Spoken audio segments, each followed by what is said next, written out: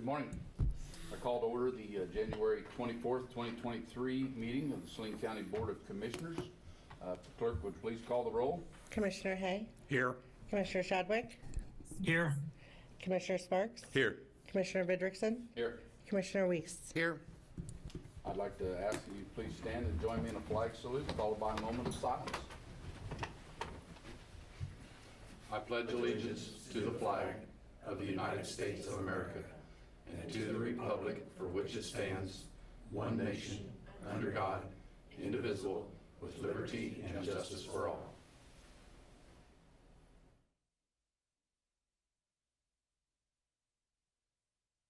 Thank you.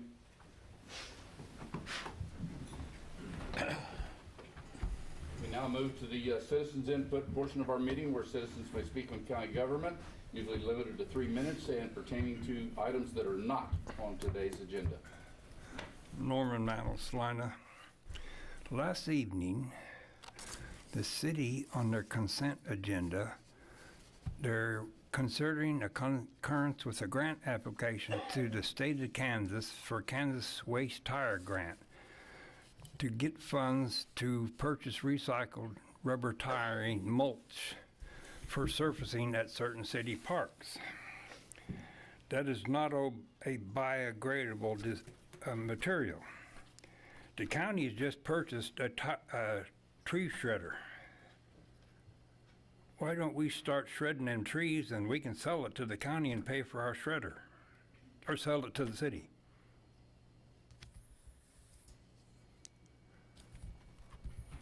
It can be done. We can store them chips for mulch. They're biodegradable. Thank you. Anyone else wish to address the commission? Mic on. Sorry. Anyone else wish to address the commission? Seeing none, I will bring it back to the commission for regular business. The first thing on the is the consent agenda, and today's consent agenda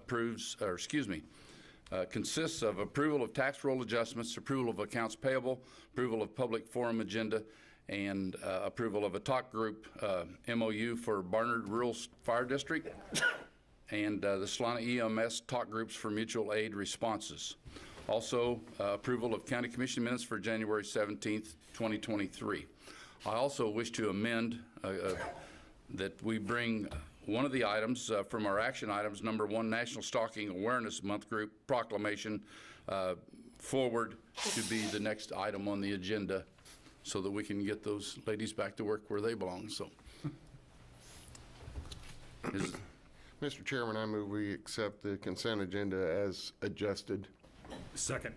it's been moved and seconded that we approve today's consent agenda as adjusted. All those in favor, please say aye. Aye. Aye. Opposed, same sign. Does pass. We will now move forward, moving the action item number 1 forward. Go ahead, Tammy. National Stalking Awareness Month proclamation with Mary Cookson, DVAC. Good morning. Good morning. National Stalking Awareness Month proclamation for January 2023. Whereas stalking is intentional harassment, a pattern of behavior directed at a specific person, causing that person to feel fear and endangerment for themselves or their family. The variation in stalking behavior ranges from hang-up phone calls to more direct threats towards a victim. The likelihood of injury increases when the stalking behavior escalates over time. Whereas under the laws of Saline County, Kansas, and all jurisdictions in the U.S., stalking is a crime. Whereas the majority of victims are stalked by someone they know, typically an ex-dating partner or acquaintance, and 3 in 4 women killed by an intimate partner had been stalked by that same intimate partner. Whereas the Kansas Bureau of Investigation reports that 176 protection from stalking orders were filed in Saline County in 2021. Whereas the statistics do not represent the true incidence and prevalence of stalking for multiple reasons, including not all victims report the crime to law enforcement, and stalking is a tactic of domestic violence and sexual abuse, so it may not be reported as the primary form of abuse and victimization, although the victim has experienced stalking along with other forms of abuse. Whereas many stalking victims are forced to protect themselves by relocating, changing their identities, changing jobs, and obtaining protection orders. Whereas many stalking victims lose time from work and experience serious psychological distress and lost productivity at a much higher rate than the general population. Whereas communities can better combat stalking by raising awareness, adopting multidisciplinary responses by teams of local agencies and organizations, and by providing more and better victim services. And now, we would ask that you accept the January 2023 National Stalking Awareness Month proclamation. Very good. Do you have any other planned activities to go along with this proclamation? We've changed the lights outside of our agency for human trafficking. We turned them blue, but we're also turning them gold. We've done stalking awareness in the colleges, and we're also getting into the schools to spread the word so that if anybody is encountering it, they know that they can reach out for services, or if they're supporting somebody, that they know that they can get help or they can support them and how they can do it safely. Very good. Any comments from commissioners? If not, I will take a motion, please. Mr. Chairman, I move we declare January as a National Stalking Awareness Month. Second the motion. It's been moved and seconded that we declare January as National Stalking Awareness Month in Saline County. All of those in favor of the motion, please say aye. Aye. Aye. Opposed, same sign. Motion carries 5-0. If you want to come forward, I have a signed proclamation for you. Thank you very much. Thank you.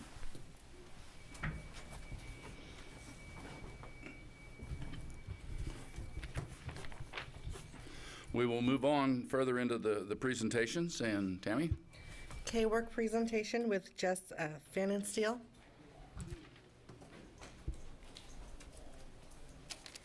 Good morning. Good morning. Well, you did it again. I have to say that. If you'd state your name, sir, for the record. Sorry. I'm Jess Vaughn and Still. I'm with KWORCC, and I'm the marketing director and loss prevention specialist. Thank you. I have an award here. Last year, you guys took third place as far as loss ratio awards, and I'd like to go ahead and give that to you at this time. Yes. Then, All right. Thank you. Very nice. And I just want to go over one more thing that you ought to be really proud of. There's something called an experience mod, and that's two things we really can't change as far as work comp. We can't really change how much payroll you add, and you added 3.1 million this year. And there's been a lot of payroll studies out there where a lot of people have added. But I would like to report that you guys, for this year, your experience mod actually went from a 0.71 to a 0.65. And that is absolutely the lowest in the state. We have 81 counties, and you guys are the lowest in the state. So that's a remarkable accomplishment. For the record, if you could give us a brief explanation of what KWORCC does for the public to know that what you do for the county. Okay. We provide the Roll. work comp insurance for the county. Okay? Comments from commissioners? I was just going to ask, could you explain your position on that percentage marks of what that entails? What Okay. that covers? Anything below a 1 is good as far as your experience mod, and anything over a 1 isn't so good. So let me explain it this way. If you have so as far as payroll, if you have a 2000 vehicle and you buy a 2022, that's kind of your payroll. You know, you're going to pay more for a more expensive vehicle. How many accidents you have is going to determine your experience mod. So by statute, we cannot operate on an administrative expense over 30%, and we're at 22.6 right now. So if you can imagine $30,000, $130,000, and $100,000, but back out that $30,000 because that's the administrative expense. So if we charge $100,000 and you guys have $100,000, then that puts you to 1. Okay, if we charge you $100,000, keep in mind it's really $130,000 because if we charge you $100,000 and you come in at $75,000, then you're at a .75. Okay. So you guys are at .65. Thank you. I just No. wanted to. No, I'm glad you asked, because I kind of want to explain it anyway. So, any other questions? Well, I just want to state that we're sitting up here accepting the award, but really it's our employees and our HR department that need to Absolutely. be patted on the back, and I will certainly make sure that maybe I should even call Marilyn up to get this award herself, not me. So she does want to come up here.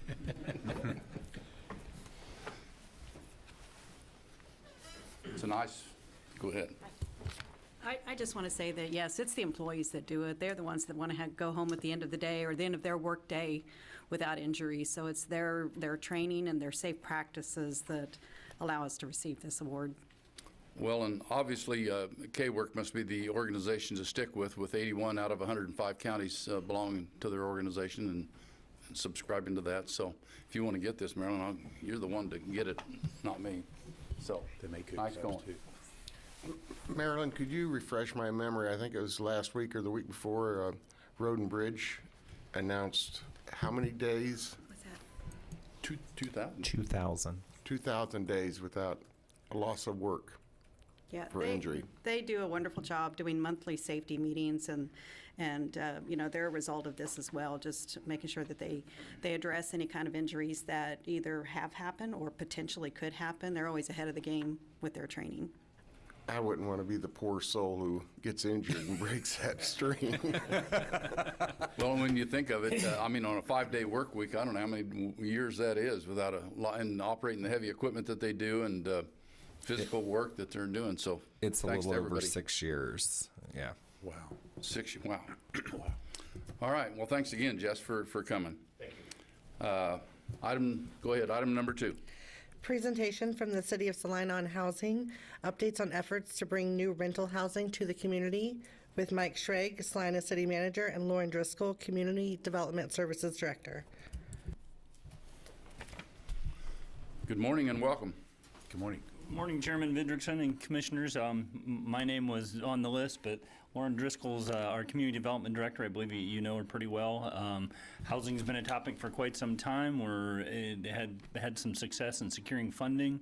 We're in the middle of an RFP process, but I'm going to turn it over to Lauren to give you an update this morning. Okay. Good morning, Lauren. Good morning. Thank you for having us today. As City Manager Scragg mentioned, I'm going to kind of give you some highlights from the RFP process that we currently have going on. I think what everybody's most interested in is what are you asking for and what are you going to know some answers. So timeline is critical.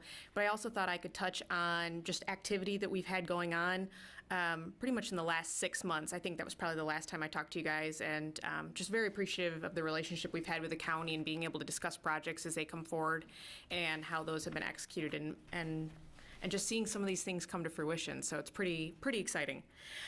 Regarding the RFP, we are seeking developers who would need to find a piece of property. So that's something that's a little different than a typical RFP. So they need to have a location and then choose the product. We are looking to fund up to 500 units. That could come in more than one proposal, just depending on how they're presented. Primarily, these need to be market rate apartments. That's actually kind of the key thing. One of the challenges we have, and we've talked about, is we have some apartment complexes or rentals, but many of them are either income or age restricted. And the new jobs that we have coming with Tony's or Schwann's and Great Plains and some of our other manufacturers are above typical income levels that are associated with restricted housing. So we really need those market rate rentals. We also, with this RFP approach, encourages different types of product. That's the other thing too, is we have some families that are gonna need rentals, we have single individuals that need rentals, we have people at kind of different income levels. So the RFP allows us to seek those 500 units, but take proposals that could offer different products, maybe townhomes, maybe efficiency units, 2-3 bedroom apartments, a variety of things. The total monies that can be awarded is there is $25 million on the table in general to be part of those proposals to go towards those projects. There is $1 million from the county that is ARPA funding that has to be in those low to moderate income census tracts. So currently, and this is kind of interesting, we have actually seen those change in the last 24 months. So it used to be, we actually used to have 1, 2, 3, and 5 were all census tracts that were LMI in the city. And now it is actually only 1, 2, and 3. So that's a good thing. That says we're gaining an economic stability as a community, but that also changes kind of where those projects can happen.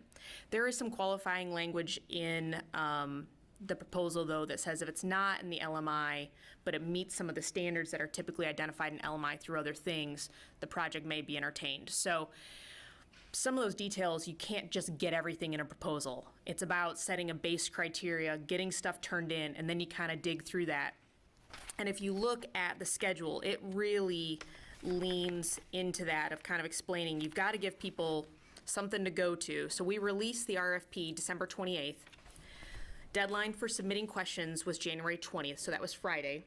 We have all those questions in, and we are having to respond to those by January 26th. So one of the reasons we have to respond cohesively is we have to put those out to the public or any of the applicants so they all have the same information, right? So we're actually going over those internally today. We've prepared responses, but want to make sure everybody's on the same page. So those will be posted by the 26th. Submittals are due February 3rd. And shortlist notice and invitation to interview is February 17th. So we're in the middle of February now. We would have had kind of our top projects come to the list, and we are inviting them to come interview so we can learn more about their project. That interview process would happen February 20th through March 3rd. And then notice of preferred proposer designation by the City Commission would happen March 13th. So that puts us into the middle of March. Then contract negotiation period basically is mid-March to mid-April. We've got a 30-day window set for that. There is some timing challenges. Because we don't have a piece of property secured, we may have properties that are brought forward in these developments that need to be platted, annexed, or zoned. And so that may require a contingent development agreement while those land use actions occur, because we don't want to get into a situation of some kind of contract zoning or something like that. Those decisions need to be made by those bodies before essentially the commission condones that use is going to go there. So a little bit of a timing issue, but something we're aware of, and it's something that we can deal with. And then ideally, in a perfect case scenario, the City Commission would be able to make contract approval by mid-April. Now granted, that again goes back to those land use actions. That may bump that into May, just depending on things. But we are hoping, in best case scenario, by end of April to have a developer chosen and get them going. So looking forward to to at least 500 units of housing. I think we can do less, and we have the ability to make that decision, but we are looking for a considerable number. I think we can go up to 3 proposals, but if we found 2, and let's say 250 and 250, well, we wouldn't need a third one, right? Or somebody brought one in and it was all 500 and we liked that one best. There is scoring criteria too, so it's not just how do we feel that day, and that's what the developers are really speaking to. It asks about the experience of the developer, making sure somebody's done this before. This would not be a good time to try something out for the first time, probably. Approach and methodology, design, construction, project schedule, approach and methodology, particularly financial methodology, site and property controls, and then scope alternatives can get you 15 bonus points. So this all adds up to 110 points. Our biggest scoring criteria is on experience, just because this is something that we need to get done in a timely manner. We have ARPA funds involved, so this project needs to get done by 2026. And just knowing that we have complicated development agreement, we have this $25 million, you really need somebody who's kind of done this before and has experience dealing with different financial sources and working ideally with local governments too. So with that, I'll happily take any questions about the RFP before I highlight some of the other projects, if that's okay. I would like to ask, how many developers do you anticipate will be on the table with these projects? So we sent anytime the city sends out an RFP, you can also notify potential applicants, if you've got engineers in the area or contractors of a different type. So we sent notification out to 40 known developers that did multifamily. We took a national approach, whittled down that list to national housing multifamily developers that were in the Midwest region. And then we looked at their building track record for the last 3 years and looked to see who was building kind of at their max capacity and who could have room to build what we needed or to put another project in, just because we know the building community is so busy right now. So we added those to the list. Any developer that we've talked to in the last 24 months about multifamily, we have on a running list. They also received an invite. We are working with a financial specialist, Matt Webster of Stiefel Financial. Matt specializes in public-private partnerships, so he does this kind of work and both, helping to prepare RFPs and development agreements and things like that all through that KC metro area. Matt has developers that have developed in that area that he also sent contact information for. We sent out, they were on the list. Anybody in Wichita, anybody in Manhattan, made sure to hit developers we know from the Oklahoma City area and from Nebraska, like that Lincoln area, just knowing that we were kind of in the right drive distance. So we tried to hit as many. 40 is a pretty healthy number to try and notify people of this. We have had a considerable amount of questions. I kind of think of questions kind of in two different interest groups, those asking about properties, do they have water, do they have sewer, do they have zoning, and then those just asking about the RFP. So all those answers are what needs to be posted by the 26th. Beyond the city and the county and the ARPA funds, is there any chance or is there any involvement from the federal level or the state level that they would be involved in these projects? Well, the state is definitely involved. I mean, that $25 million came from them. Right. So I wouldn't see where we would have a federal funding component. I'd never say never. Weirder things have happened. But I just, at this point, that $25 million, and what's in the RFP is that funding piece. One thing I would add is we tried to structure the RFP so that it didn't have a whole lot of additional contingencies that complicated it further. So there are other programs out there that are being used in other developments, MIH and RHID, but this is really targeted at the available funds, and it's a healthy amount. It's certainly got developers' interest. For certain. We didn't want to end up with additional contingencies we had to sort through before we could move forward. And we specifically have said no RHID, and we have also specifically said no special assessments. IRBs are on the table if from the property tax and also from the sales tax perspective is something, that's kind of become part and parcel lately. And if we were able to get this kind of volume, that was an incentive we were willing to put on the table. But the RHID came off, and MIH, we have those projects already in the works. This is really about the $25 million, getting it spent well and getting kind of the mission accomplished. I understand. Further comments or questions from my fellow commissioners? Well, I just got one. As of August, 2022, when they allocated the $25 million, is that a use it or lose it number? So are you asking, is it use all 25, and if you don't use all 25, you'll lose it?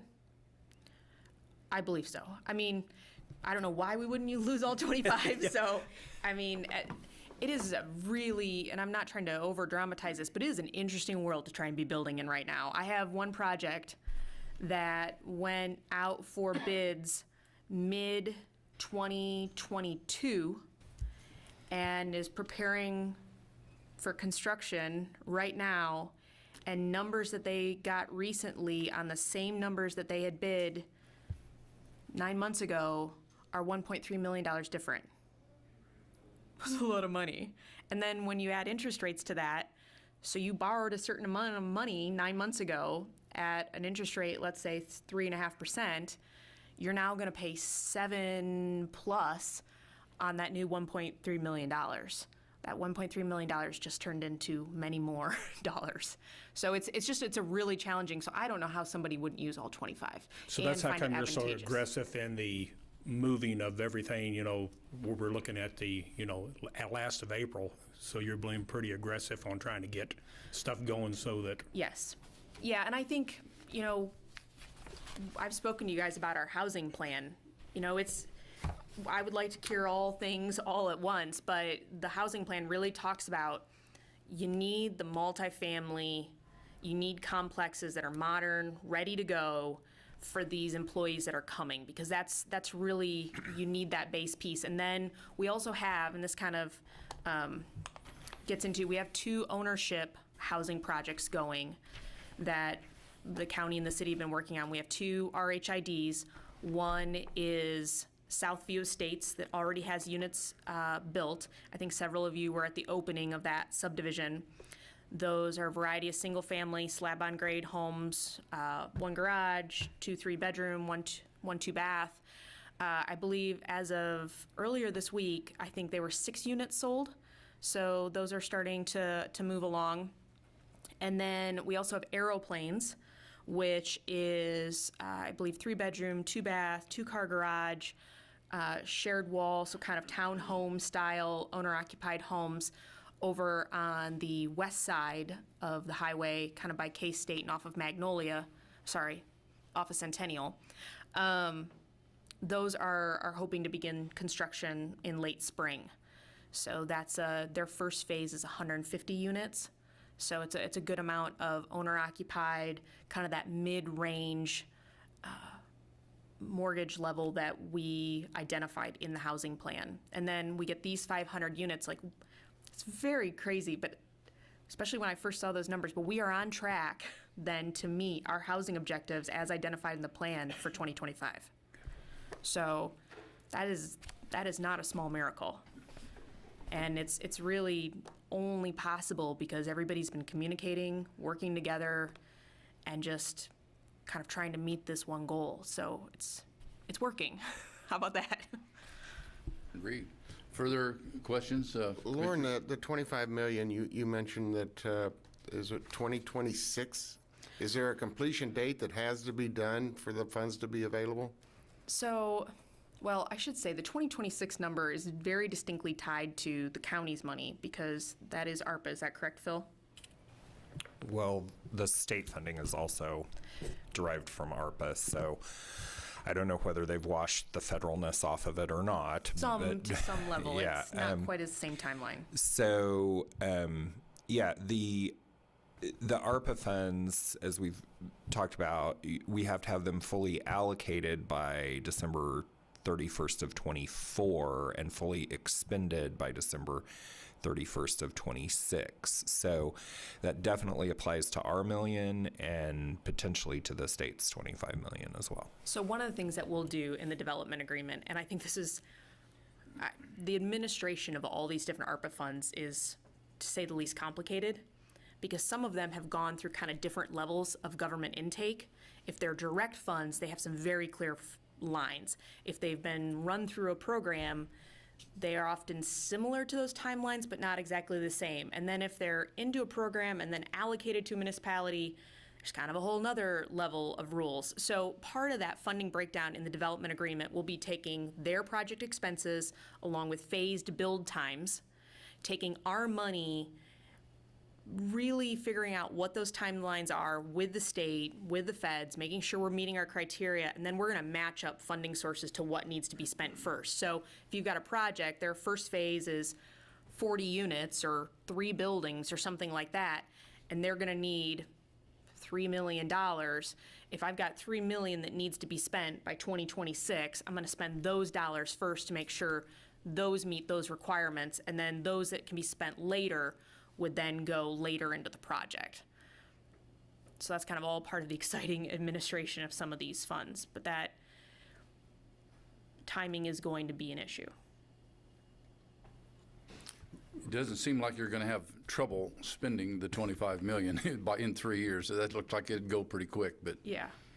pretty complicated. Thank you for presenting all of this to us. And does anyone else have any Further questions? Anything about housing in general? I mean, we talked about the RHIDs.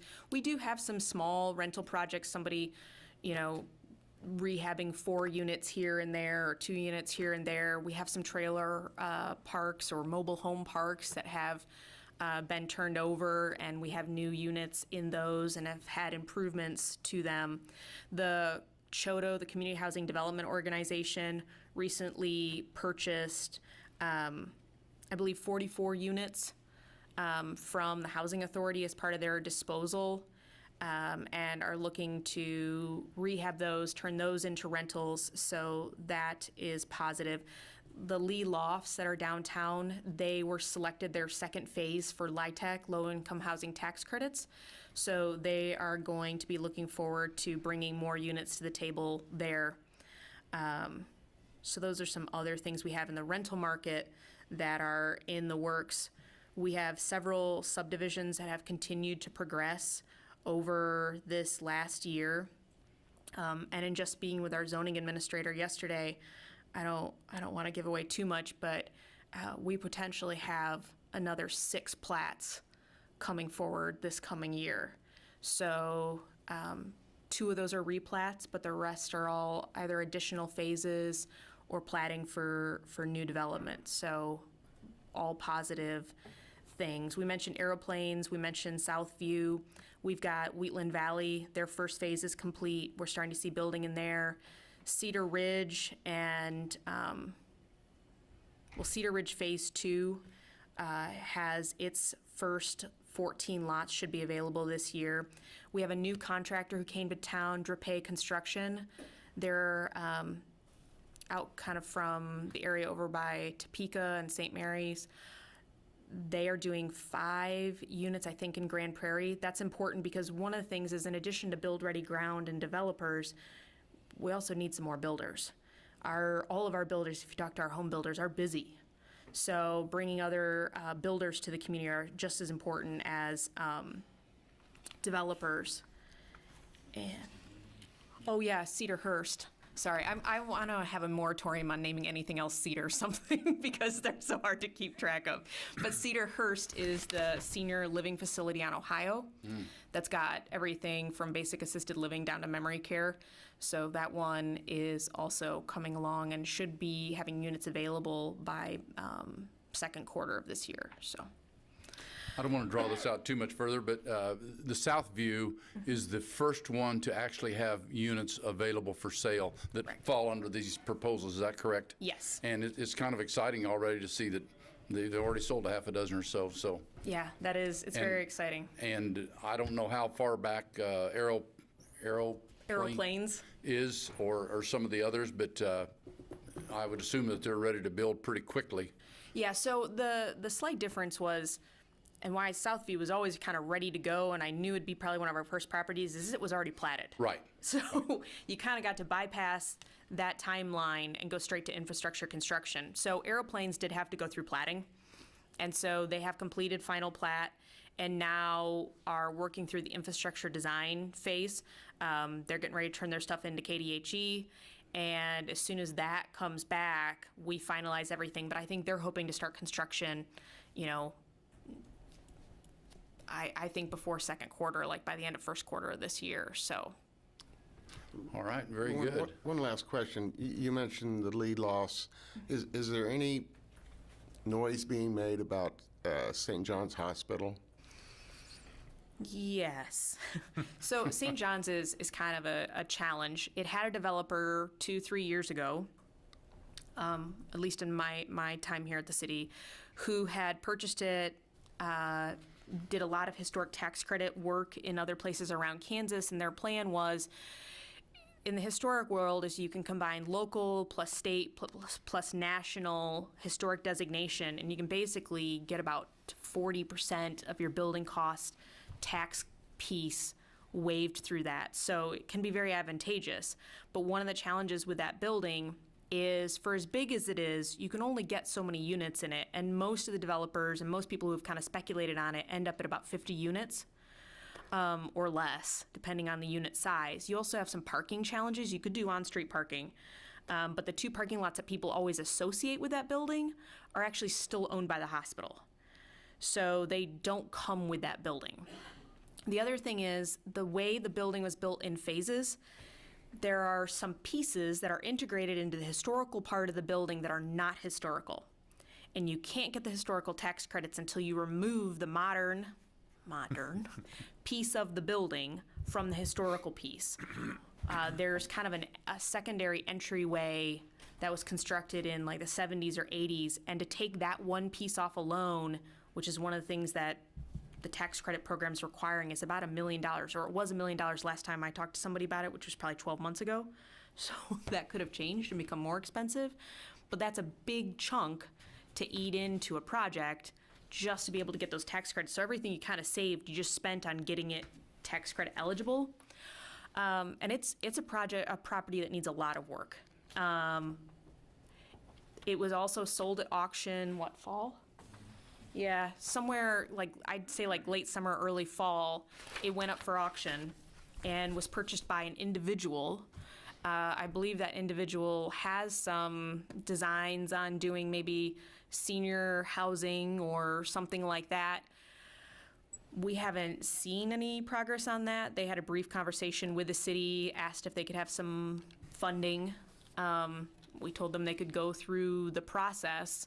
But what I can say is that individual is not an experienced entity, like some of the other firms or the one who recently tried to do historic tax credits that has done this. So at the moment, we are kind of babysitting that building, trying to keep it at least code compliance from property maintenance perspective, keeping it safe in the neighborhood, keeping it fenced, keeping the doors boarded, windows boarded, things like that. But it is a challenge.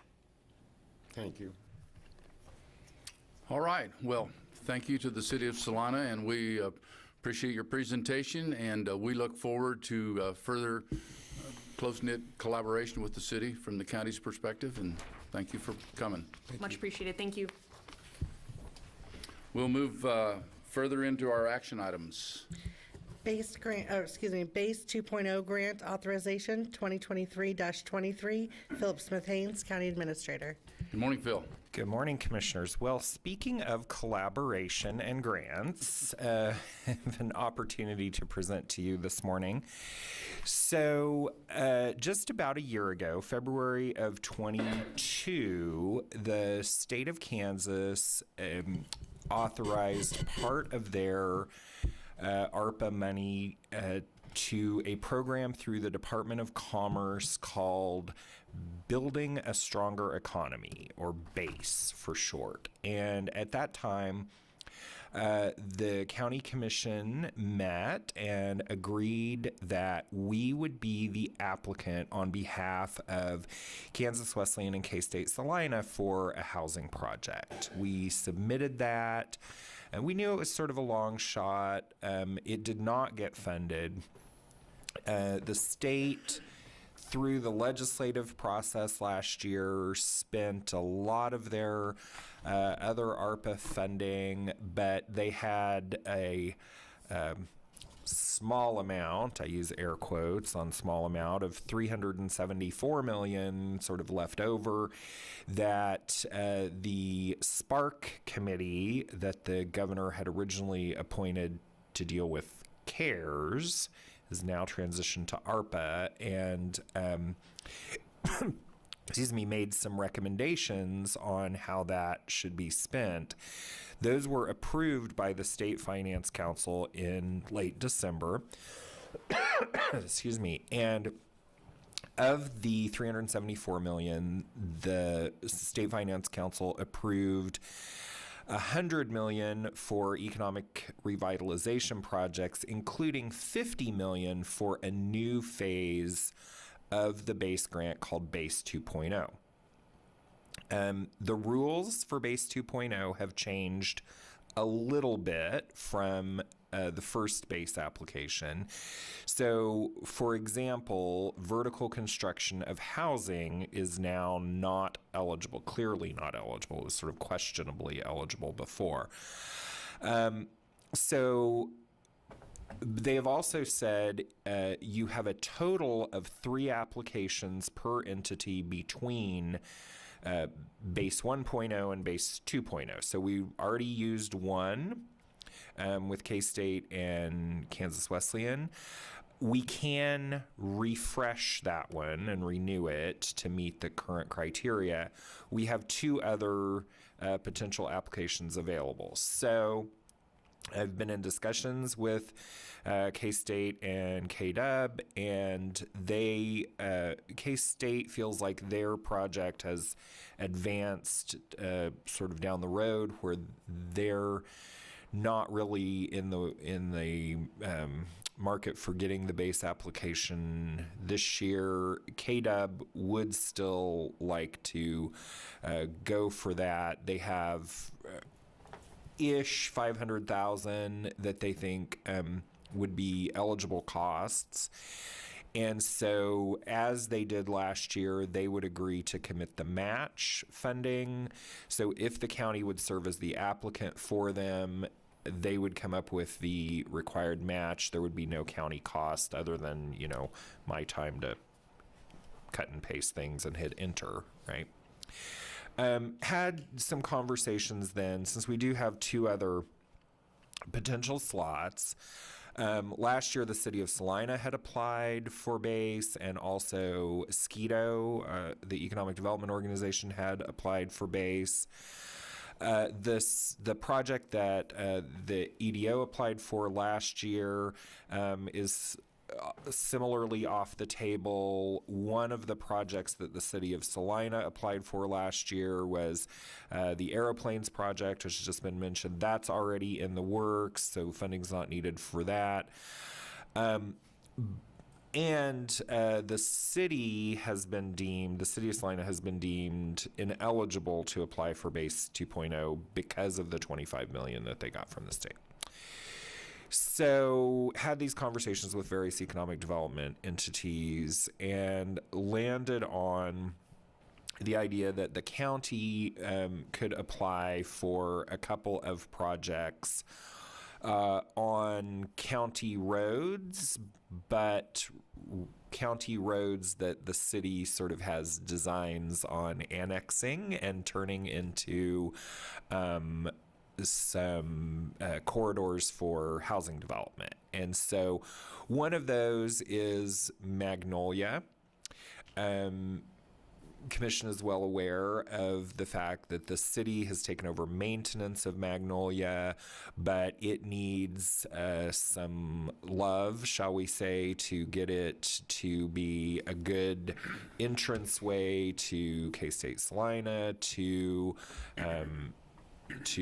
Schwann's, to aeroplanes, to Menards, to potential future residential development in that area. So the city would be willing to commit up to $1.5 million of city resources if the county would request $3.5 million of state base 2.0 funding, and that would get not all of Magnolia done, but get a portion of Magnolia, sort of the start of the improvements. And the county and the city already have had a cooperative relationship on Magnolia.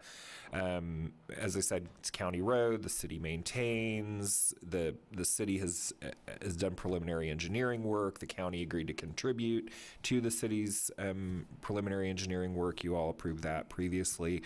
So we have a very long cooperative history on Magnolia, and this I should mention, because Magnolia goes across the county, we are talking specifically about the section of Magnolia between I-135 and Centennial. The other project is on Holmes Road, and Holmes, of course, is a county road, but it's on the eastern border of the city of Salina, and the city is sort of rapidly expanding out that direction. They have sewer in that area, and consider that to be kind of their next big residential corridor. Things are sort of, growing east of Ohio to the direction of Holmes. And so, as with Magnolia, the city is willing to contribute $1.5 million of city funds if the county would apply for a $3.5 million state Base 2.0 grant to fund bringing a couple sections of Holmes Road up to sort of city street standards. So, if we were to go in and improve Holmes, it would be as a county improvement. So we might choose to pave it, but we wouldn't do curb and gutter. We would do ditches and those sorts of things. And in the idea of getting it prepped for residential development would be to make it more of what they call an urban section of roads. So those are the three potential projects that staff is seeking approval from the commission to apply for. Again, would be no cost to the county other than staff time. We do think that these, as with Base 1.0, we think these are probably a little bit of a long shot in view of what the state wants to achieve around the state. Salina and Saline County have kind of gotten quite a bit of state money over the last year, so they might not necessarily be looking at us in this process, but hey, you can't win the lottery if you don't buy a ticket, right? So that is the proposal that staff is bringing forward, and I'd be happy to answer questions. My first question, this is 3 separate applications, is that correct? 2 for the city of Salina and 1 for Kansas Wesleyan? Is that how I should read that? Yes. I mean, they would all be county projects from a legal standpoint, but yes, 2 are in partnership with the city of Salina and 1 is in partnership with Kansas Wesleyan. And I want to reiterate, and I've heard you say it about 4 times now, but it's very important that the county, budget-wise, financially, does not have any responsibility here. Correct. It is, we're proposing these. Yeah, the partner entities in each of these 3 cases would be ponying up the match for us. Yeah. And again, Phil, there was a total of the Magnolia and Holmes were both $5 million apiece. Yes. And the Kansas Wesleyan was. It's about 500,000. It's smaller. Yeah. They're still sort of ironing out the final number for me, but it's around 500,000. And when would the state more than likely make an award? When is that deadline? Yeah. So the deadline for submission is next Tuesday at midnight, so January 31st. Not exactly sure when the state will make their decisions. Last year, it took them about 2 months to make that announcement. So anticipate sometime late March, early April. But that's their timeline. Well, it's an exciting situation here, and it's not going to cost our budget any money. So I'm going to be behind the vote for this to say that I would like to see this go through. So other comments or questions from the commissioners? Seeing none, how about public comment?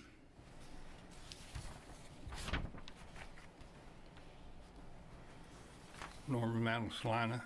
About 48 plus years ago, a former president made a statement. It's coming true.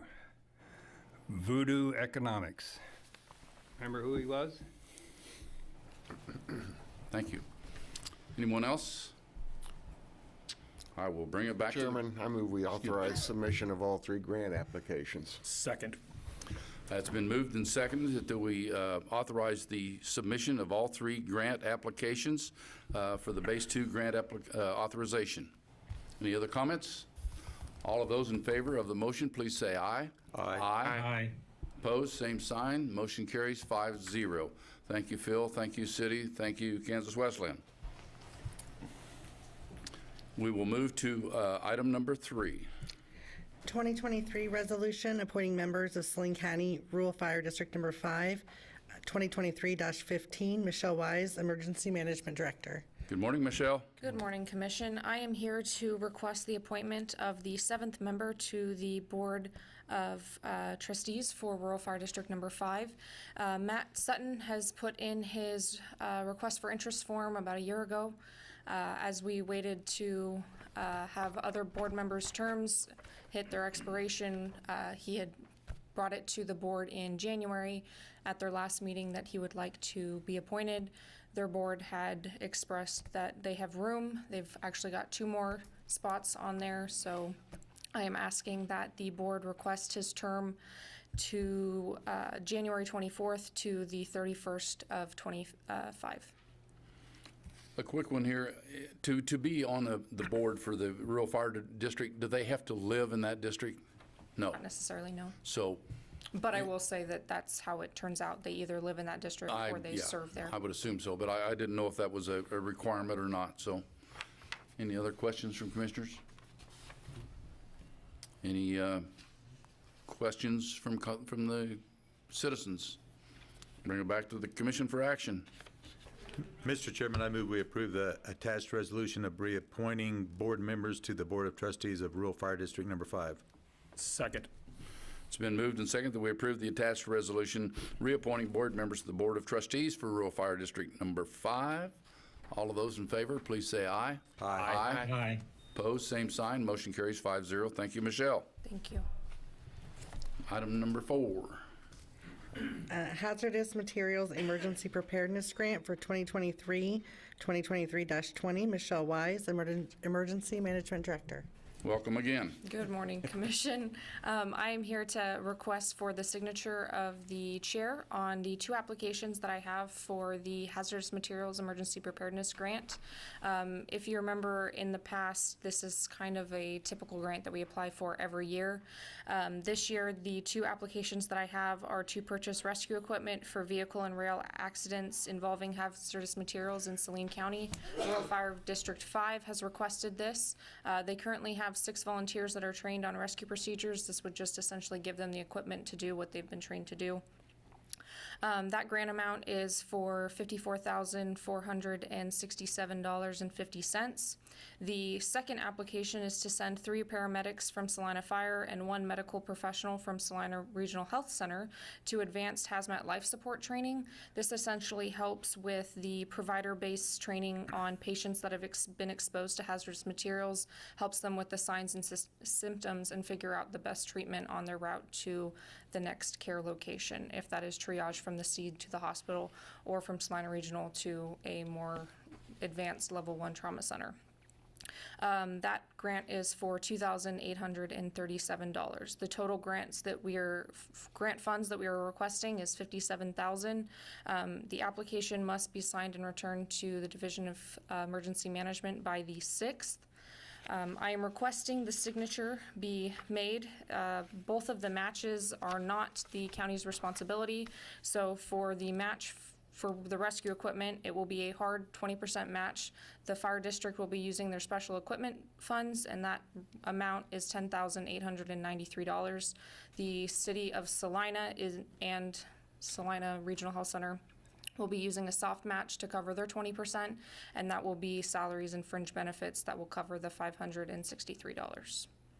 Are there any questions? So the $10,893 is going to be the county's portion of this that we're, Rural Fire's Special Equipments Fund, yes. okay, so it's out of their budget. Yes. That we provide. Okay. Further questions from commissioners or comments? That 20% hard match, that's coming from that special fund too? Yes, that will come from that line item. Okay. Are there any comments from the public? Seeing none, I'll bring it back to the commission for action. Mr. Chairman, I move we accept the signature 2 grant applications for the Hazardous Materials Emergency Preparedness Grant for 2023. Second. It's been moved and seconded that we accept by signature 2 grant applications for the Hazardous Materials Emergency Preparedness Grant for 2023. All of those in favor, please say aye. Aye. Opposed, same sign. Motion carries 5-0. Thank you. Thank you, Michelle. Item number 5. Guaranteed maximum price contract amendment for city-county building renovations, 2023-22 with Philip Smith Haynes, County Administrator. Good morning again, Phil. Good morning again, Commissioners. So this is a project that we have been talking about for around 6 months now. As part of the state budget for the current fiscal year, we got 3 new judges in the 28th Judicial District, all of whom are located in this building. And so we need to renovate a couple of new courtrooms to make space available for those new judges. And in order to do that, we need to do some internal movements within the building. And so we've engaged an architect previously. We've engaged Hutton as the construction manager at risk. That was awarded on November 22nd, and on December 13th, we signed the contract with them. As part of the construction manager at risk method of project delivery, similar to what we have done with the new jail and sheriff's office. We then come back and amend the agreement with the construction manager to set a guaranteed maximum price, or GMP, for the construction project. And so that has taken a bit of time on this particular project. There were some delays with getting subcontractor bids over the holidays, but we have now received Hutton has received numbers, and they have submitted the attached GMP amendment to us, and it has been reviewed by county councilor, myself, and the architect, and is recommended for approval today. It would set a guaranteed maximum price of a little over $2.7 million for both of the 2 separate projects. You'll recall that the work on the 3rd floor for the courtrooms is one project, and that is because we are using American Rescue Plan Act funds toward that project. The work within the building to move folks around on this floor and the 2nd floor is a separate project that's being funded out of county CIP funds. So it's $2.7 million between the 2 projects together, but they will be tracked and billed separately for financial reporting purposes. That amount of money then in addition to the architect fees, the fees associated with permitting, and then the renovation that we have already completed almost completed, so close to completed, over at 229 North 9th Street,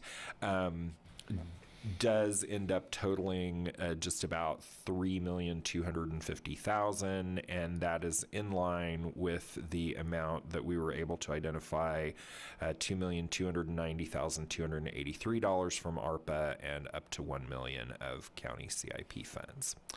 So with that, I know representatives from Hutton are in the audience today. They may wish to make a few comments, but I would stand for any questions from commissioners and recommend approval. My questions are just trying to get this through my head. This project's going to cost us $2.7 million. The construction. Yes. Yes. And of which $2.2 million is ARPA funds. Correct. Which leaves right at $1 million for the county to be responsible for. And it's a tough pill for me to swallow when the state mandates that you will do this, but they don't fund it. And then they give us a deadline that we got to do it. What do we get, 6 months to actually put the judges in place and get started? The judges are already physically here. They're just working out And of the temporary hoops that quarters. we and Hutton and everyone else have jumped through just to get it to this point is amazing, really. But it's still, that $1 million is a tough pill for me to swallow. But what choice do we have? So, I completely concur, Commissioner. I would just say that we are very fortunate that we are in a position to have that $1 million, and I want to again give credit to past financial management from this commission and past administration for putting us in a position where we have that money. Very thankful that we're not in a worse position. well, that's a great point, because I've heard people say that, gosh, the county has too much money on hand and you haven't reserved and so on and so forth. We wouldn't be able to pull this off. We'd be in dangerous territory if we didn't have the reserves. And this is going to damage our reserves for sure, but we're still going to be in a good financial position. So, comments from commissioners? Enlighten me, I'm a little confused over the $1 million. I'm looking at Project A and Project B. All of Project A will be ARPA funding? $2,191,000. Almost all of Project A. So Project A is about 2.1 million in construction, but then you have to remember there's also 240,000-ish of architect fees plus some permitting. So it will end up being a little over that 2,290,000 that we've identified in ARPA funds. So most of it will be ARPA. We will have to throw in a little bit of county CIP to complete it. All of Project B will be on the CIP. Okay, and that's construction, that's not furnishing? Or is furnishing part of construction? No, furnishing is not part of construction. That's where that $1 million is at. Well, 500. Yeah. So the courtrooms, a lot of the furnishings are built into a courtroom, the bench and so forth. But for the office portions, yes. Between the court's budget and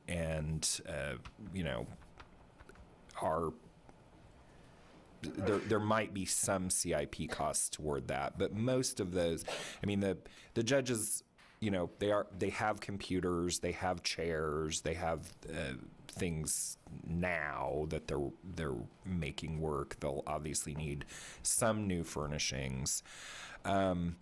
Most of the furnishings for the other two offices, the appraiser's office and the county attorney's office, are things that are existing that will get moved.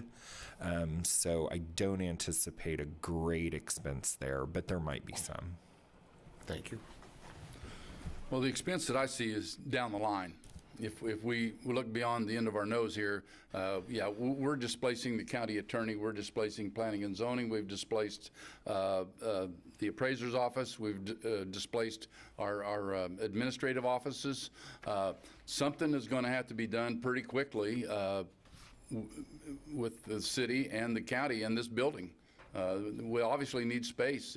Are we going to add on? Are we going to, I don't know what's going to happen, but we need to act pretty quickly here and get, with everyone involved. And there's more problems down the line. That's the way I see it, and pretty quickly. It's just like our jail project that came upon us pretty quickly, and or I shouldn't say quickly, it came along gradually, and it took us a long time to get there, but we better start looking at this pretty quick.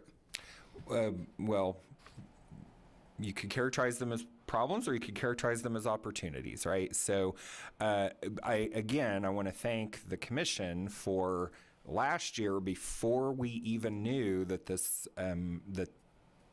particular courtroom project was coming at us. This commission did fund a facility master plan project, which is just about to wrap up, and we'll be bringing that to the commission in February. So you're absolutely right, Chairman Vidrickson, that this is, we do need to look long term, and I'm glad that you all had the foresight to do that a year ago.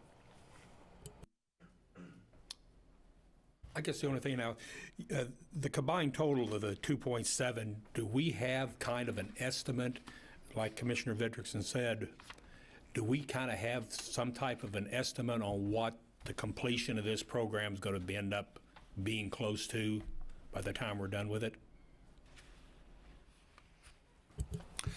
Well, the construction itself, the $2,727,130, that is a fixed number. That is a guaranteed maximum price for the construction.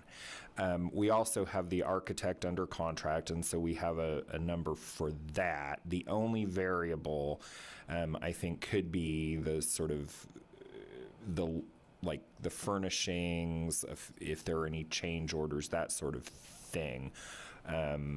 As Commissioner Weiss alluded to. So this should be a pretty firm number because the actual construction is a guaranteed maximum price. Okay.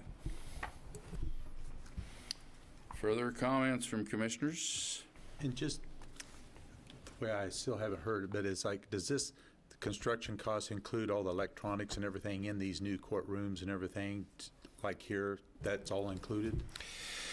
I wouldn't say all of it, but yes, they are being designed to accommodate the needs of the judges in 2023, not 1969. So they are designed for that. The courts, the courts were fortunate in being able to get, I certainly appreciate the earlier comment that this is being forced upon us without state funding. That is a true statement as far as the construction. The state was able to provide some computer equipment to the courts last year. That was part of the state's ARPA windfall, and so that took some of that pressure off. But yes, these courtrooms will be set up for, Zoom calls, et cetera, the types of things that we have experienced over the last couple of years that they did not historically. Thank you. Other comments? I want to make a comment here towards the Hutton people. It hasn't been that long ago that I believe it was Busboom and Rao was purchased by Hutton. Hutton hit Salina, and they hit the ground running. Just the Saline County itself, we've got the Expo Center going, we've got all these projects going here, and I'm amazed that you could do it as quickly as you've done it, and kept things moving like you have. We thank you very much. It's just amazing to me with everything that's gone on that how well you've been able to respond to our requests. So, thank you. Are there any public comments regarding this guaranteed maximum price amendment? If not, I'll bring it back to the commission for action. Mr. Chairman, I move we approve the GMP amendment. Second. It's been moved and seconded that we approve the GMP amendment as outlined. All of those in favor, please say aye. Aye. Opposed, same sign. Motion carries 5-0. Thank you. We'll move to item number 6. SCEDO Board Appointment 2023-21 with Hannah Bett, Deputy County Administrator. Good morning, Hannah. Good morning, Commissioners. Good morning. Saline County is a part of the Salina Community Economic Development Organization, or otherwise known as SCEDO, and as part of that, we are responsible for appointing 2 members to their board. Right now, Rob Exline is serving as a county representative, so this request is to appoint Mr. Brian Schwartz to the SCEDO board. His term would begin on February 1st, 2023, and end on January 31st of 2026. Questions of Hannah? Any public comment? Bring it back to the commission for action. Mr. Chairman, I move we adopt a resolution to appoint Brian Schwartz to the SCEDO board. Second. Been moved and seconded that we adopt the resolution to appoint Brian Schwartz to the SCEDO board. All of those in favor, please say aye. Aye. Opposed, same sign. Motion carries 5-0. We'll move to item number 7. A resolution declaring certain delinquent personal property taxes to the Dormant and Uncollectible pursuant to KSA 79-2101, 2023-19. Jim DuBois, County Treasurer.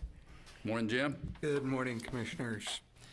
Kansas Statute 79-2101 allows us to cease the collection efforts on personal property under $50 over a span of 20 years due to the waste of county resources and our efforts to collect.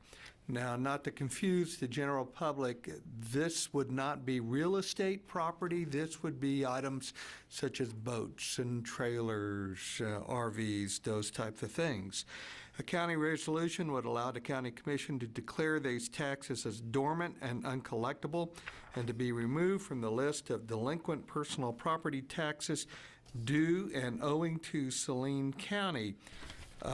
Currently, we spend around $1,952 a year just in publication fees just for delinquent personal property. So hopefully over the course of years, this will start to reduce a little bit.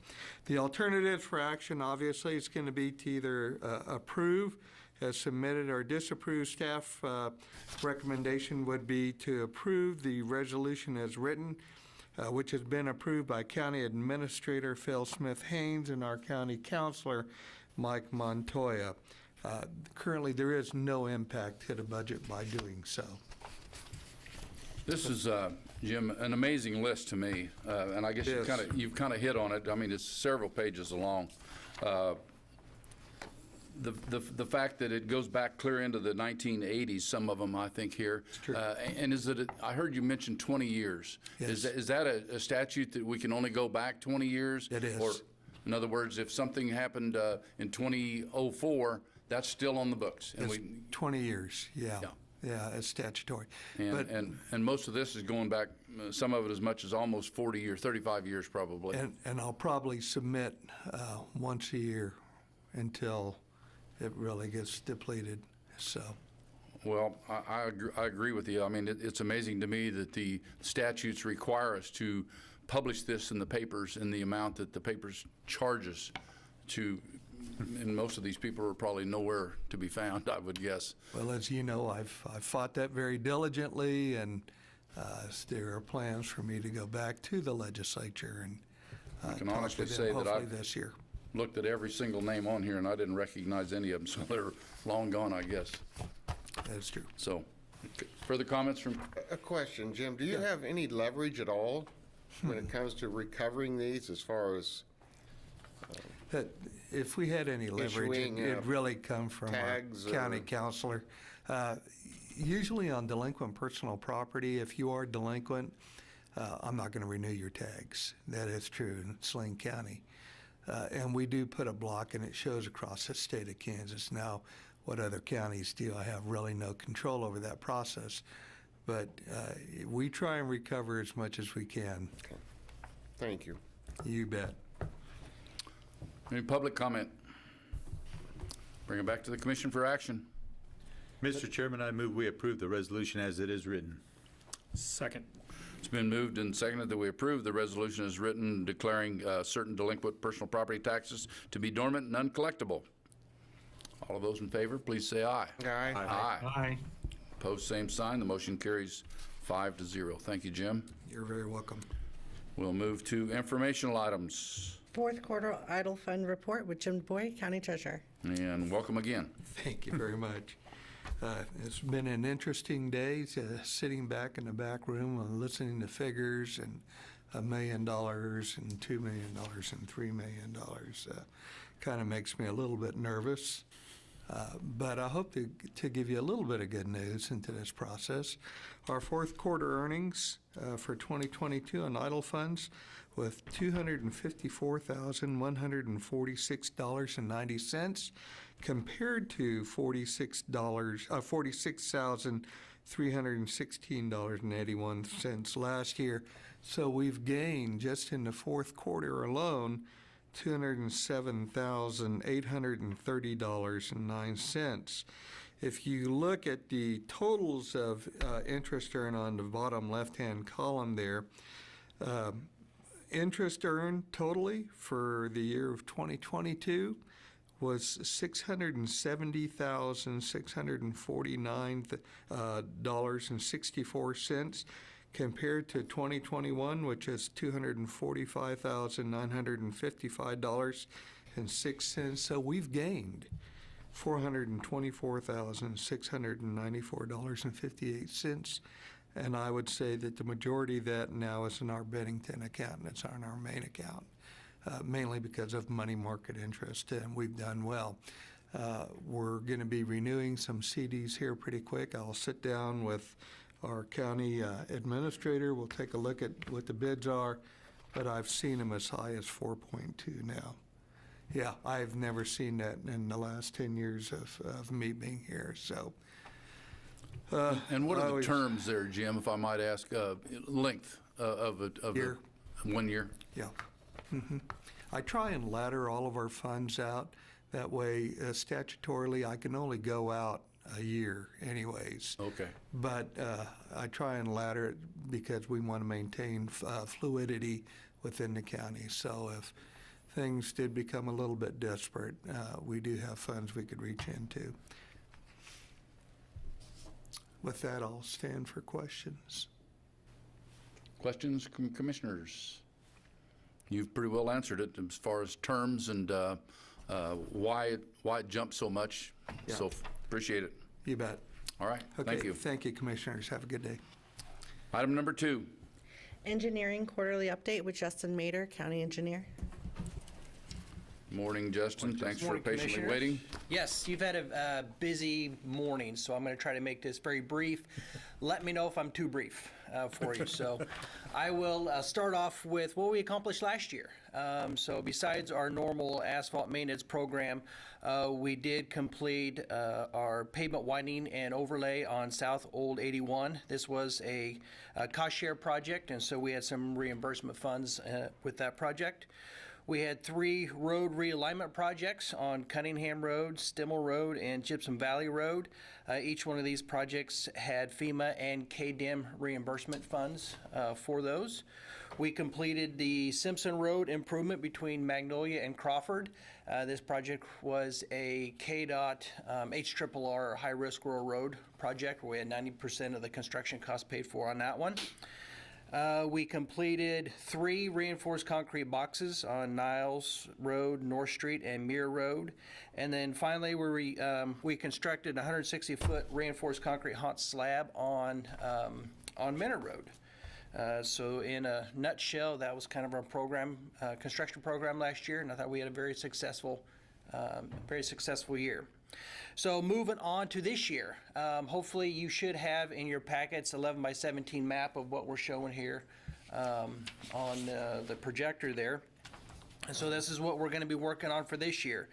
So we've got for our reinforced concrete box construction projects, we've got 7 sites located around the county, and on the map they're shown with a light blue circle.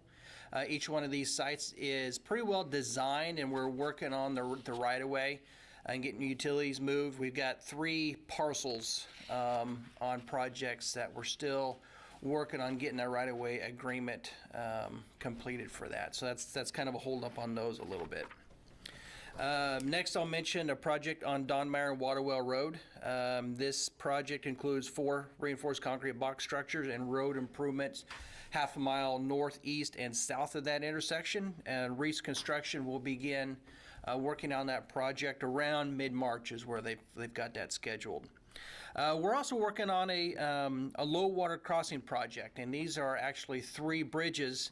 2 of those bridges are on McReynolds Road between Fairchilds Road and Halstead Road, and then there's a bridge on Lapsley Road just west of Old Highway 81.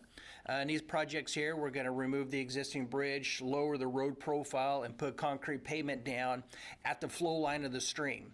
And so there's not going to be any structure there. So each one of these sites, they're really accessing, 2 or 3 pieces of farm ground.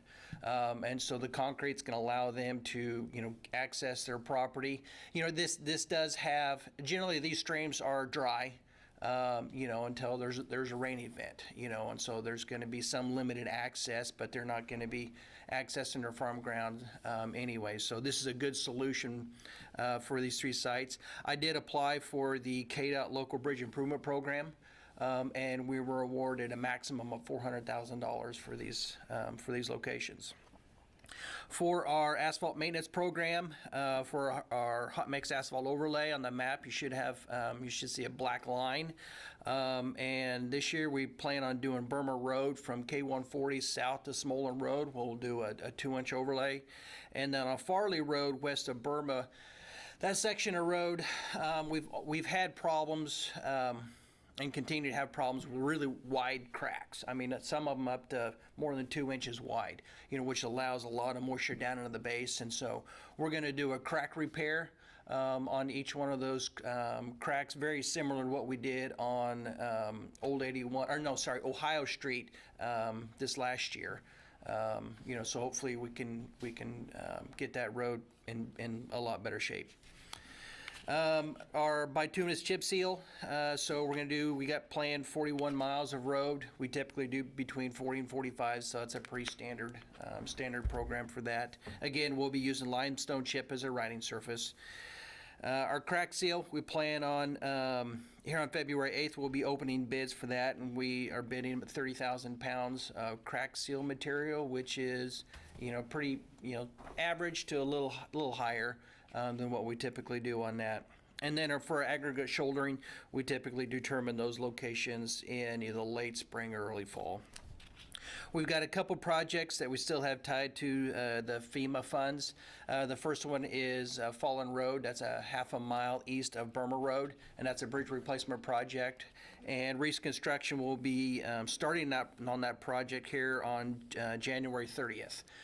So we've sent out a road closure notification, as well as we've got the message boards out there on site letting the public know that it's going to be closed starting the 30th, and it's you're looking at several months of construction, and so it should be opened up by June 1st. It should be opened up before June 1st, but that's when the completion date is on our contract.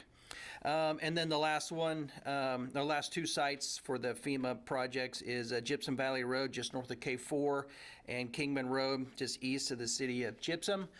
Those projects there, we're going to regrade it and add some surfacing really for flood mitigation.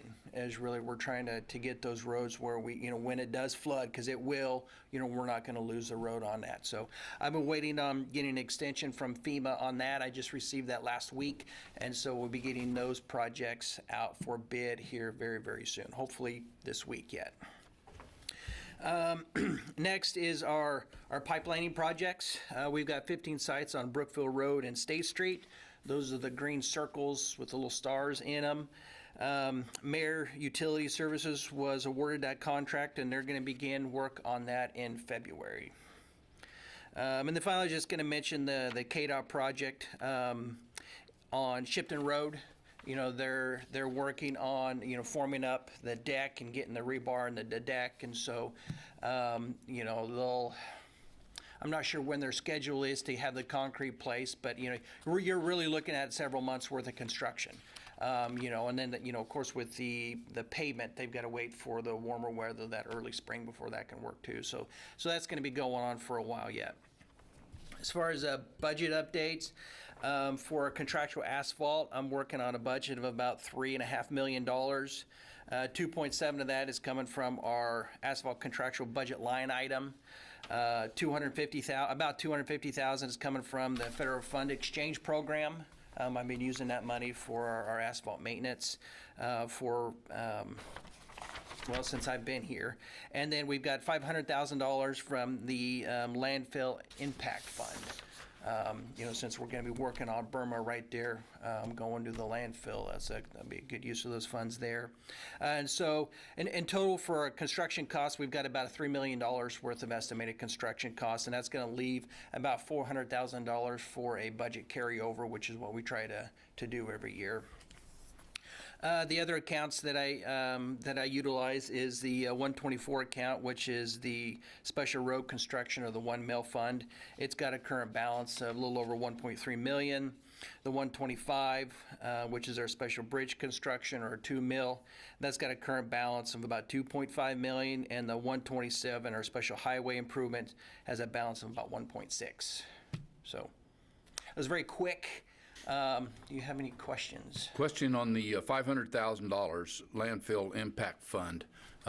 Is that the income from the city pays to us? Yes, yeah. And how long of a period is that for? Oh boy, I believe it was indefinite, wasn't it? I'd have to look at the contract. I think it's. I'd be interested in knowing whether that's for 6 months or a year or 5 years or whatever. It seems like quite a bit of money, but. Well, and we get so much every year, and so I haven't used that fund for a while yet. So in other words, we didn't. The $500,000 is what's in there now. That will be in there with this year's allocation. So every year we get allocated those funds, and the city sends me the calculations on what those. It's from the tipping fees that they have. I'd like to see that broken out a little bit so that we can take a look at that. Sure. Okay. You know how much you typically annually receive in land impact? I can send that to you. I've got all that information. I think that'd be helpful. I mean, you know, we've been here long enough now to know that that's coming in, but now all of a sudden we're going, is that just last month or last year or last 5 years? I don't Sure. know. Yes, I will absolutely send you that information. I'll email it to everybody. Other questions from commissioners? If not, thank you, Justin, for your report. Thank you. Thank you. We will move to item number 3. County Administrator update with Philip Smith Haynes, County Administrator. Good morning again, Commissioners. Bill. Just a couple things.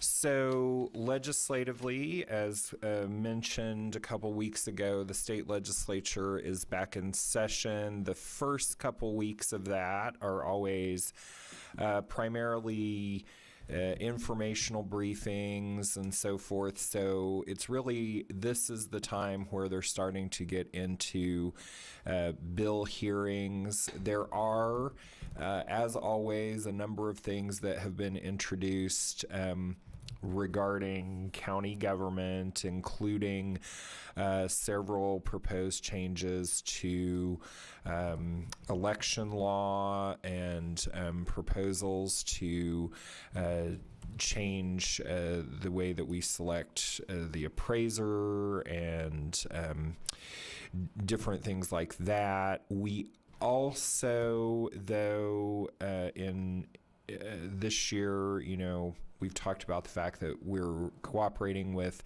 several other entities around the community regarding economic development. And so one of the particular projects is the potential to attract a new company out to the airport industrial complex and particularly partner with K-State Salina. And it looks like there has been a bill introduced that would be a potential vehicle for that. So we're tracking that. I know some of our staff are in Topeka today and tomorrow. A number of the associations have their receptions for legislators tonight, and then tomorrow is local government day. So several of the department heads are there. The other thing that I had on that I just wanted to remind you all is next Tuesday we will not be here in this room. We will be doing a study session that will be over at OCCK Transportation. 9 o'clock, it is our visioning session. We will have Michelle Ferguson with the Raftalist Group, who came in December of 21. She will be back to lead us through that again. we'll get that. She's provided the information that we'll get out the agenda for that. And so we will see folks back in this room 2 weeks from today on February 7th. That's all I had for this morning. I'd like to add that that meeting is open to the public. It is subject to the Kansas Open Meetings Act, and it is open to the public. So if anyone wishes to attend, they can do so. Anyone have any questions for Phil?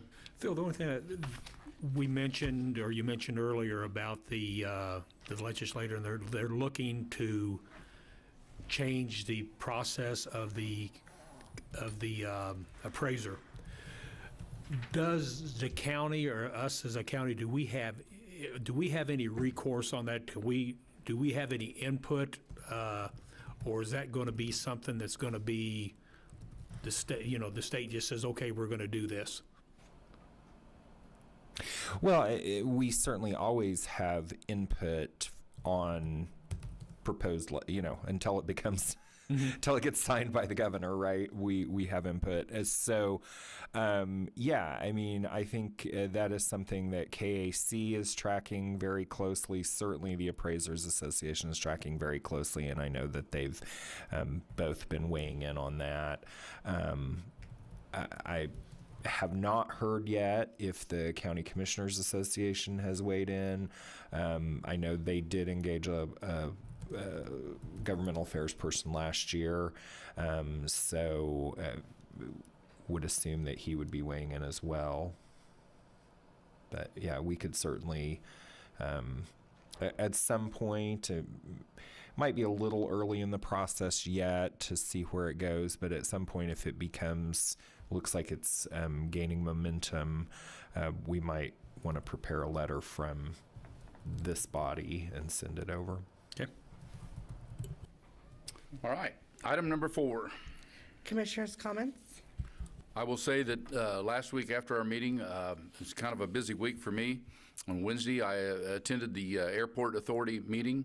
A few highlights were their insurance coverages, that they had an 8% increase, I think, in their for their allowance for insurance coverage.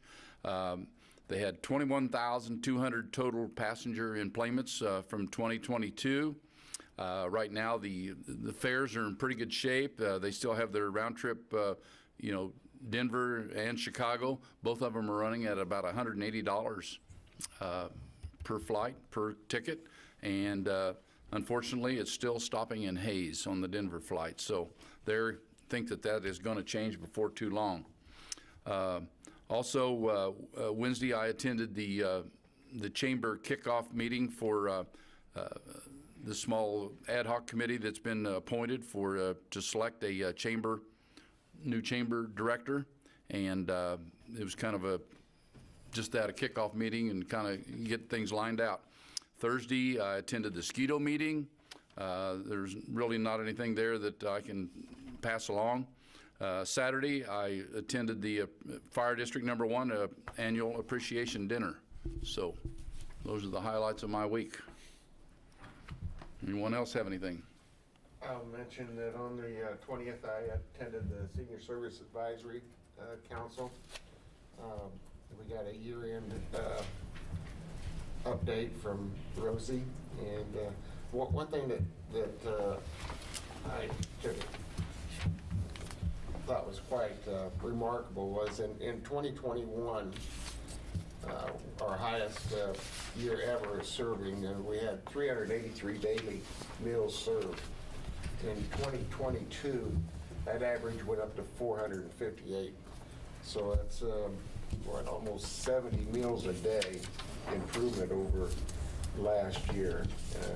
And I will also say that the windows are all completed in the building. They look great. The drive-through is completed. It really expedites the Meals on Wheels, and things are looking rosy. No pun intended, I assume. Anyone else? I just want to say is I attended the chamber after hours last Thursday out at the Salina Technical College, and the new student union, very impressive. They did a great job, and a lot of, it's just amazing still of how that school has grown over the years, completely changed, modified to accommodate the needs of Saline County and the general area of supplying talented workforce. So thank you, Salina Tech, for moving forward. So anyway, just want to say that. Well, I'll finish up here on that I had a busy week, just like Chairman Vidrickson. I had some meet and greets this week with the appraiser's office, the clerk's office, the treasurer's office, the road and bridge, health department, emergency management, sheriff's office, and senior services. I want to say that I am very, very impressed with our department heads. I'm very impressed with their departments and the time that they take and some of the grants and stuff that they go out and write to be able to go out and receive to help with their departments. I look forward, again, on Thursday, I'll be meeting with the livestock, the district court, the community corrections, and the HR department. After this meeting here, I'll go up and talk to the Register of Deeds. But other than that, I did attend the Fair Board meeting the other night, and we're getting ready for, upcoming year of fair activities. So, again, I want to say that I really appreciate the department heads and the departments in the county. I think they do an excellent job and make our job that much easier. Okay. That concludes our agenda for today. I guess it does, we still have announcements. Excuse me. Anyone have any announcements? Hearing none, I will take a motion for adjournment. So moved. Second. Been moved and seconded that we adjourn today's meeting. All those in favor, please say aye. Aye. Opposed, same sign. The meeting is adjourned. Thank you.